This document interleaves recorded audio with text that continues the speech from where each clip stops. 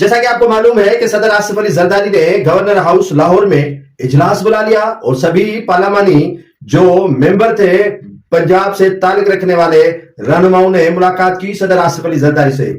سبھی نے سوچا کہ آصف علی زرداری صاحب ملے ہیں اور نون لیگ کو کھری کھری سنائیں گے۔ نون لیگ والے کون ہوتے ہیں؟ پاکستان پیپلز پارٹی کے ساتھ میثاق جمہوریت پر عمل کرنے والے نون لیگ والے کون ہوتے ہیں؟ پاکستان پیپلز پارٹی کے اراکین صوبائی اسمبلی کے فنڈز روکنے والے۔ لیکن ایسا کچھ نہیں ہوا۔ آصف علی زرداری نے کہا بلدیاتی الیکشن کی تیاری کرے تو ممبران بولے جناب فنڈ کہاں ہے؟ فنڈ نہیں دے رہی ہے مریم نواز تو ہمیں اسٹیکر کی طرح دیوار پر چپکا دیا ہے اور ہمیں تو یہاں اتحادی سمجھتی نہیں ہے نون لیگ۔ جس پر آصف علی زرداری بولے کہ بیٹا مجبوری ہے، چلنا ہے، کام ساتھ میں کرنا ہے، وعدہ کرتا ہوں یہ بجٹ گزار لے اس کے بعد نون لیگ سے آپ کو شکایات نہیں ہوگی۔ جس پر اکثر اراکین نے تحفظات کا اظہار کیا کہ ہم حلقے میں کیسے بھلا جائیں، صدر مملکت صاحب نہ فنڈ ہے نہ اسکیمیں ہیں اور نہ ہمارے افسران جو ہے وہ سنتے ہیں، تو یقیناً بلدیاتی الیکشن کے لیے ہمیں تیاری کرنے کے ساتھ ساتھ گورنمنٹ پنجاب میں شراکت داری ہونا ضروری ہے۔ جس پر آصف علی زرداری نے کہا کہ